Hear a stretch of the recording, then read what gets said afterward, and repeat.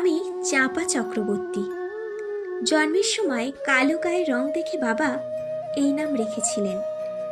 ছেলেপক্ষের সামনে নিজেকে হাজির করতে করতে আমি বড় ক্লান্ত। আজ আমার বিয়ে। 37-এ এসে অবশেষে একখানা বর জুতোটি পারলাম। যদিও তাদের দাবি একটু বেশি, 10 ভরি সোনা আর নগদ 50,000 টাকা। আমার সাজানো শেষ।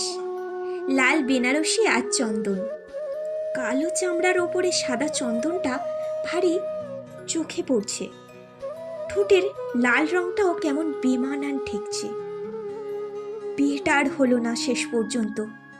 পণের টাকা গয়না কিছুই জোগাড় হয়নি। বড় বৌদি বলে দিয়েছে মাকে কাল সকালেই আমায় নিয়ে কাশি চলে যেতে। কিন্তু আমার বৃদ্ধ মা এই বয়সে আমাকে নিয়ে যাবে